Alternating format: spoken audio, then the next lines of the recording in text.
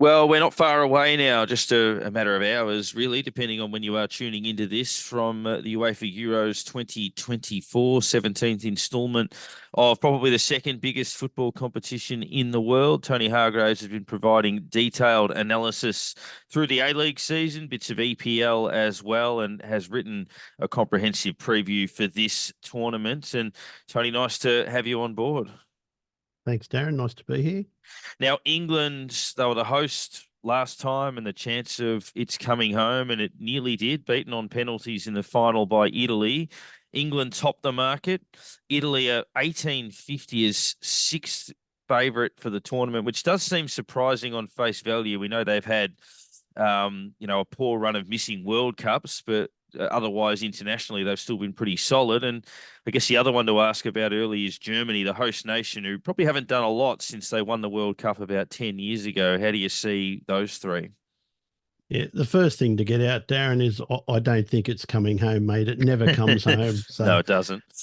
look, on paper, man for man, England have the best squad, certainly the best attacking options with Kane, Foden, Grealish, Saka, Bellingham, and Rice there. They can't all play in the same side, but Bellingham will slide in next to Rice with Foden and Saka out wide, and of course Kane up front. The issue for me with England is who plays at the back with John Stones, and the goalkeeping is highly suspect at this level as well. They've got no fears in attack, some concern at the back for me. Then you got the manager. I just don't rate Southgate at all. This will be his last tournament with the team. He's never going to get a better chance to win anything. So Kane and Bellingham are the key. Bellingham, he's set to be, the Ballon d'Or winner. He set the world alight with Real Madrid. He should win that. The question is, Darren, is Kane cursed to never win anything? He went to Bayern after they won 11 straight titles and they didn't win it. So Leverkusen had an unbelievable season. They came second. But yeah, I think they'll go a long way, but they'll probably fall at the final hurdle on penalties again, as usual. We have an Looking, English. I was going to say we have an Englishman floating around the office, and he's always wandering around with "Lay England, lay England," so he doesn't have a lot of faith. But no, thoughts on some of those uh, others as well. looking at the group that they're in, they've got Slovenia, Denmark, Serbia. They're going to come, they'll top their group. They're fairly short to win the group. It's a fairly straightforward group, so they'll get through. The interesting group is Group B, one of the other teams you mentioned, Italy, current champions. They're in with Spain, Croatia, and Albania. Now, what's interesting, Darren, is Spain are actually favourites on Betfair to win the group.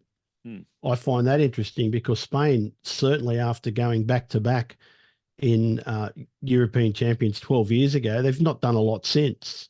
They should come second behind Italy in the group, but Betfair's got them favourite. So the key matches for both of those sides obviously going to be against Croatia. Croatia's a real dark horse in that group. Now they all should beat Albania. Albania shouldn't really be doing a lot in that Group B, but Italy and Spain are there. But Italy, look, defending champions, they lost 3-1 to England in October. Then recently they've drawn 0-0 with Turkey, which didn't set the world alight. And they only just beat Bosnia and Herzegovina 1-0 recently. So they're not setting the world on fire easily either. But what you find, Darren, is it all comes together at the tournaments. They don't put the full effort in. They just do enough to qualify. Then their warm-up games, they test out different strategies and play the squad. So you can't really put a whole lot of depth into those pre-tournament games. It all kicks off now. The key thing for them all will be not to lose the first game. That's always the key in tournament football, is do not lose the first game, because it's like, losing 20 lengths at the jump. You're just not going to make it up and come back.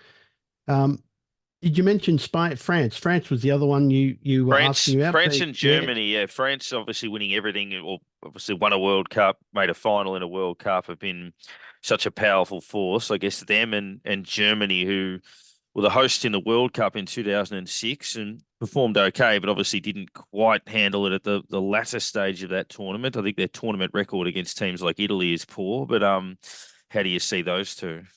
well, I was looking at some of my final bets for the tournament, and I seem to end up laying Germany quite a lot. Of course, for them, it's all about the return of Tony Cruz. He retired from the team in 2021, and then he's come back into the side, and it's given them a real boost. He's in unbelievable form, and I think he'll give them a real lift. But there is a lot of pressure on Germany being the home side, and they are not in great form. But they did beat France 2-0 in March, and you're looking at France.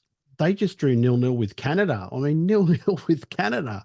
What's happening there? But uh, they beat Chile 3-2. As I say, they did lose 2-0 to Germany, and they've only just recently drawn 2-2 with Greece. So they're not in great form either. But Mbappe's obviously the key. I mean, he's one of the best players in the world, probably the best outside Bellingham at the moment.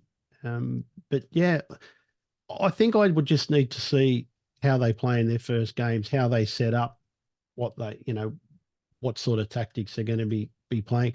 The German manager has promised that he's going to be all out attack. He's just going to be there to entertain. He's going to go for it. And I think we'll see that in their first game against Scotland. They will definitely want to get off to a good, solid win against Scotland. I'm not sure they will. I think Scotland can get something out of that game. I think that's 5 o'clock Saturday morning for us, Darren, for the early birds. But yeah, it's really interesting. But the only other dark horse we can discuss, I think, might be around Portugal. Yeah, well, that's right. Obviously, the Ronaldo factor, the looming giants within that lineup, but not always, not always a benefit, if that makes sense. Well, Portugal, the big question for them is how they'll go with an aging Ronaldo as their focus point. They've had some big scoring wins recently without him. I actually feel he stifles them a bit now because everything has to go through him when he's playing, and that becomes easy to defend against. They're a far better side when he's not there. This will probably be his last tournament. He might hang on for another World Cup in 2 years, but I think he's 35 or 36 now. But when he's not there, Darren, they can use different angles of attack and create a lot of uncertainty. And they are, out of all the 6 groups, they're the shortest on Betfair to win their group. So the market seems to think at $1.45, the market seems to think that they've got the easiest group. They're in with Turkey, Georgia, and the Czech Republic. And I think they'll win the group. Czech Republic will come second. I don't think we'll see a lot from Turkey and Georgia. So I guess you can factor in Portugal will make it through fairly comfortably, but then we'll see how they go against the stronger sides from there. In terms of some of your betting strategies, obviously around the lay component, which is a significant feature on Betfair, but you've got a few around reaching the final, reaching the quarters, and reaching the semis. Yeah, I look at, if for those that like the outright tournament bets, if you look at backing England, France, and Italy, and you're willing to say risk $100, you get back 207 for that. So that's a little bit over even money. And my dark horse for this one would be the Netherlands. If you add the Netherlands in to that as well, you're looking at $1.88 for any of those 4 to win. So you can back those 4 to win at the odds, $1.88. Now, if you then lay Germany and Spain, because I don't think either of those 2 sides can win, if you lay both of them, that will boost your return on that. But to reach the semis, Darren, I'm laying Germany at $2.20. I'm laying Spain at $2.70, and I'm laying Croatia at $8. I don't think any of those 3 can make the semi-finals. Looking at the quarterfinals, I've got 2 sides in there to lay. Denmark at $3.80, and I'm laying Austria at $3.80 as well. And the other one was to reach the final. I think too much pressure for Germany. They're not in good enough form. They will get found out by the better sides. Laying Germany at $3.75 to make the final. Yeah, there's a lot of markets on Betfair. There's Golden Boot into winner, like a multi there.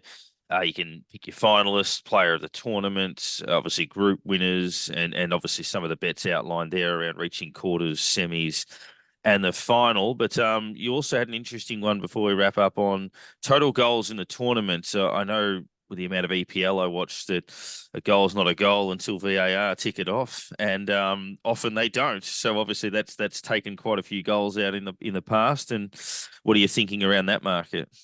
It's really interesting, Darren, to look at goals, the evolution of the tournaments. In 2012, we had just 76 goals but there was just 31 games in that. Then they increased it to 51. In 2016, there was 108 goals in that. And then 2020, which of course was played in 2021 after COVID, there was 142 goals in that. So that was a massive increase.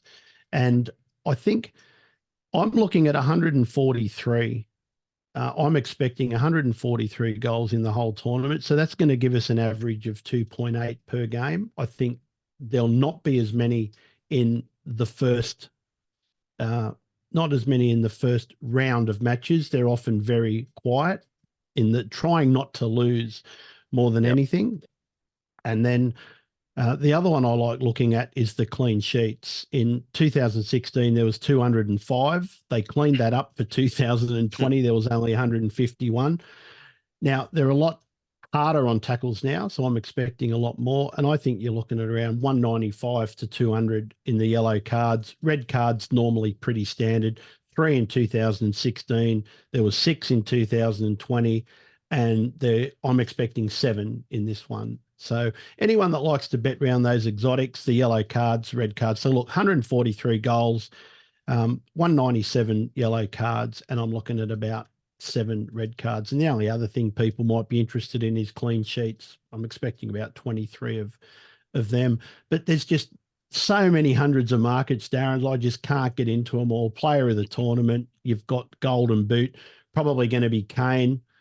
I mean, England, they're going to score the most goals. I don't think they'll win the tournament, but they've got such good attacking options. I think that they'll get the most goals. But the rest of them, there's just not enough hours in the day to go through all those markets. But you can find a bit of value there if you look hard enough. Yeah, an example of the quality in this tournament, obviously the Golden Boot, the top of the markets, Mbappe, Kane, Ronaldo, Lukaku, there's quality everywhere. So it's going to be a tremendous tournament.